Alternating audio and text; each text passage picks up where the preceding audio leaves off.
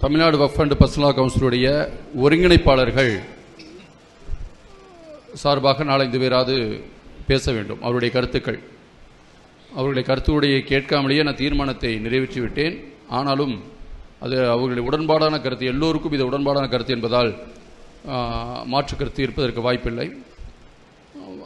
அந்த தீர்மானத்திலே வேறு ஏதேனும் சேர்க்க வேண்டுமா என்பதையும், எடுக்கப்பட்ட தீர்மானத்தை ஒட்டி அவருடைய கருத்துக்கள் என்னவென்பதையும் நிர்வாகிகள் ஒரு 5 நிமிடம் முக்கியமாக பேச வேண்டும்.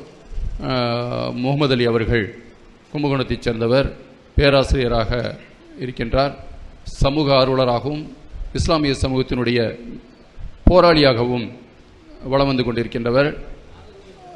நாகர்கோயிலைச் சேர்ந்தவர், நம்முடைய அமைப்பினுடைய ஒரு தூணாக இருக்கின்றார். நீண்ட நேரம் பேசக்கூடிய நண்பர், கூட்டத்தின் நேரத்தை கருத்தில் கொண்டு கருத்துக்களை உள்வாங்கி குறைந்த நேரத்திலே அவருடைய முழுமையான தகவல்களை, அவருடைய சிந்தனையை செலுத்துமாறு கேட்டுக்கொள்கின்றேன். அஸ்ஸலாமு அலைக்கும். எழுச்சியோடு நடைபெற்று கொண்டிருக்கின்ற தமிழ்நாடு வக்ஃப் போர்டு கவுன்சில் மற்றும் வீரச்சோழன் இஸ்லாமிய உறவுமுறை ட்ரஸ்ட் போர்டுக்கான தேர்தல் ஒருங்கிணைப்பாளர்கள் சார்பாக நடைபெற்று கொண்டிருக்கின்ற இந்த கூட்டத்திற்கு தலைமையுரை ஆற்றி இந்த பகுதி மக்களுடைய குறைகளை நிவர்த்தி செய்ய பொருட்டு அமர்ந்திருக்கும் மதிப்புக்கும் மரியாதைக்கு உரிய தலைவர் ரஹமத்துல்லா அவர்களே, இந்த தமிழ்நாடு வக்ஃப் கவுன்சிலுடைய பொதுச் செயலாளர் மரியாதைக்குரிய சயிப்கான் அவர்களே, இந்த தமிழ்நாடு வக்ஃப் கவுன்சிலுடைய பொருளாளர் மரியாதைக்குரிய ஹாஜி நஜ்முதீன் அவர்களே,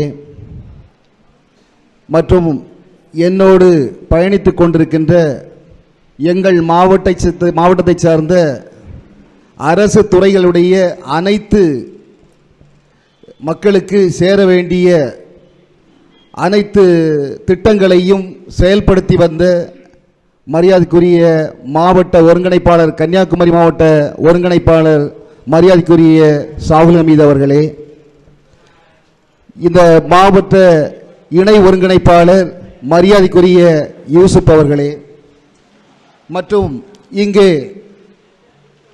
அனைத்து கருத்துரை வழங்குவதற்காக இங்கே இருக்கின்ற கருத்துரைகளை இந்த ஊர் மக்கள் அவர்களுடைய கருத்துரைகளை வழங்கினார்கள். அவருடைய கருத்துரைகளை நாங்கள் புரிந்து கொண்டோம். இன்னும் கருத்துரை வழங்க இருக்கின்ற பல்வேறு மாவட்டத்தினுடைய ஒருங்கிணைப்பாளர்கள், மாநில ஒருங்கிணைப்பாளர்கள் அனைவருக்கும் இந்த நண்பகல் நேரத்தை செலவாத்தை சொல்லிக்கொண்டு ஒரு சில கருத்துக்களை இந்த ஊரிலிருந்து நான் உள்வாங்கியிருக்கிறேன். அதை பற்றி உங்களிடம் ஒரு சின்ன டிஸ்கஷன் செய்வதற்காக நான் இருக்கிறேன். எல்லாம் வல்ல இறைவன் இந்த இந்திய திருநாட்டில் 25 கோடி மக்களுக்கு மேல் நாம் இஸ்லாமியர்கள் வாழ்ந்து வருகிறோம். கிட்டத்தட்ட 10 லட்சம் கோடி வக்ஃபு சொத்துக்களை இந்தியாவில் நம்முடைய முன்னோர்கள் விட்டு சென்றிருக்கிறார்கள். 800 ஆண்டுகளுக்கு முன்பு இந்த மானாமதுரை பகுதியிலே அருகாமையில் இந்த வரலாற்று சிறப்புமிக்க ஒரு பகுதியாக மதுரை மாநகரம் இருந்து கொண்டிருக்கிறது. 1921ஆம் ஆண்டு மகாத்மா காந்தி அவர்கள் இந்த மண்ணிலே காலடி எடுத்து வைத்த போது இந்த பகுதி மக்கள் ஒரு விவசாயத்து குடும்பத்தை சார்ந்தவர்கள் என்று தன்னுடைய இடுப்பில் இருக்கக்கூடிய அங்கியை வைத்துக்கொண்டு மேலாடை வைக்காமல் இருந்த ஒரு காரணத்துக்காக அதை சுட்டிக்காட்டி, நான் என்றுமே சட்டை அணிய மாட்டேன் என்று சொல்லிய மாநகரம் மதுரை மாநகரம். அந்த மாநகரத்தை அடுத்து இந்த மானாமதுரை என்ற ஒரு நகரம் இருந்து கொண்டிருக்கிறது. நான் மானாமதுரையின் ரயில்வே ஸ்டேஷனில் இறங்கி அந்த பகுதியிலே வருகின்ற போது அங்கே ஒரு பள்ளிவாசல் இருக்கிறது. அந்த பள்ளிவாசல் போய் நான் பார்க்கின்ற போது ரயில்வே தொழிலாளர்களுக்காக உள்ள பள்ளிவாசல் என்று, இதற்கு நீங்கள் நன்கொடை செலுத்த வேண்டும் என்று அங்கே கூறியிருக்கிறார்கள். ஆனால் இந்த மதுரை மாநகரிலே இங்கே உள்ள நம்முடைய சகோதரர்கள் சொன்னார்கள், ஒரு மாதம் வருமானம் 12 லட்சத்துக்கு மேல் இருக்கிறது என்று. 12 லட்சம் என்பது சாதாரண பணம் அல்ல. இந்த பணத்தில் ஒரு பகுதியை கூட அந்த பகுதியில் நீங்கள் கொடுத்திருந்தீர்கள் என்றால் அங்கிருக்கக்கூடிய இமாம், அங்களுடைய அந்த பிலால் அவர்களுக்கு வருமானம் பத்தாமல் வரக்கூடியவர்கள் நன்கொடை செலுத்த வேண்டும் என்று சொல்லியிருக்கிறார்கள். இது மானாமதுரை பகுதியில் உள்ளதா. வீரச்சோழனுக்கும் மானாமதுரைக்கும் கிட்டத்தட்ட ஒரு 20-30 கிலோமீட்டர் இடைவெளி தான் இருக்கும். அந்த பகுதியுடைய அந்த ஜமாத்தினுடைய பள்ளிவாசலுக்கும் நீங்கள் செய்வதற்கு கடமைப்பட்டவர்கள்.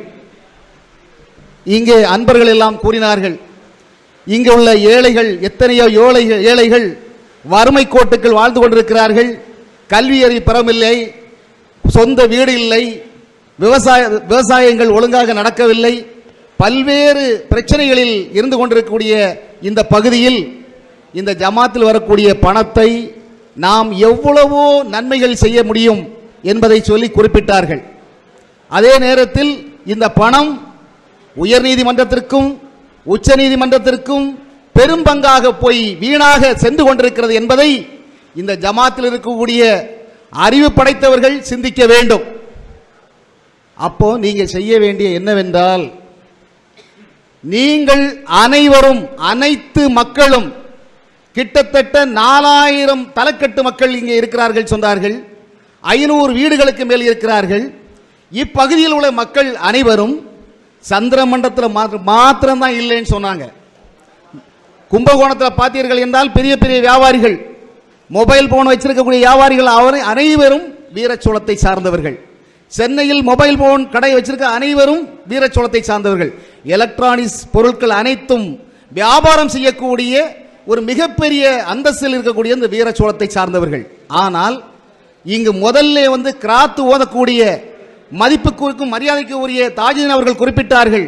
இஸ்லாமிய கருத்தில் ஒரு கருத்தை சொன்னார்கள். என்ன சொன்னார்கள் என்றால், நற்கருமங்களும் சத்தியத்தையும் எடுத்துரைக்கக்கூடிய மார்க்கத்தை நாம் பின்பற்றி தொடர வேண்டும், சத்தியத்தை எடுத்து சொல்ல வேண்டும், நற்கர்மங்களை சொல்ல வேண்டும் என்பதை குறிப்பிட்டு சொன்னார்கள். குர்ஆனுடைய வசனத்தில் சொன்னார்கள். நற்கர்மத்தை சொல்லக்கூடிய அளவுக்கு நம்ம யாருமே இல்லை, நற்கர்மம் செய்யக்கூடிய அளவுக்கு நம்ம இல்லை. எல்லாருமே நாம் என்ன செய்யறோம்னு சொன்னா, ஃபாஸ்ட் மூவிங் உலகமா போயிடுச்சு. யாருமே முன்னால ஒரு திருமணம் நடந்துன்னு சொன்னா 4 நாளைக்கு முன்னாலேயே ஊர்ல கட்டிட்டு வந்து நிற்பாங்க. இன்னைக்கு திருமண நிக்காவு நேரத்தில், நிக்காவு முடிவதற்கு முன்பு சாப்பாடை சாப்பிட்டு விட்டு கை கழுவிட்டு போனவர்கள்லாம் நிறைய இருந்திருக்கு. அந்த அளவுக்கு நம்ம போயிட்டோம். நம்ம சமூகத்தில் ஒற்றுமையும் நற்கர்மங்களையும் சொன்னது இந்த உலகத்தில் 1450 ஆண்டுகளுக்கு முன்னால் முகமது நபி ஸல்லல்லாஹு அலைஹி வஸல்லம் அவர்களை தவிர வேறு யாரும் தன்னுடைய வாழ்வை முறையில் சொல்லவில்லை. இஸ்லாத்தில் இருக்கக்கூடிய சட்டத்திட்டங்கள் நீங்கள் பார்த்தீர்கள் என்றால், வாழ்வியல் முறை, ஆட்சி முறை, அதிகார முறை, அதே போல் நன்மை செய்வதில் சமூக சேவைகள் அனைத்தும் சொல்லப்பட்டது இஸ்லாம் தான். வேற எந்த மார்க்கத்திலையும் நீங்க இதை எதிர்பார்க்க முடியாது. அதனாலதான் இஸ்லாம் மார்க்கம் பார்த்தீங்கன்னு சொன்னா வேகமா பரவிட்டே இருக்கும். ஒரு பக்கம் அழிஞ்சிட்டே இருக்கும், ஒரு பக்கம் வேகமா பரவி இருக்கும். ஆனா நம்முடைய நடைமுறைகளில் நம்முடைய நற்செயல்களை மற்றவர்களுக்கு எடுத்துக்காட்டாக நடக்க வேண்டும் என்ற எண்ணம்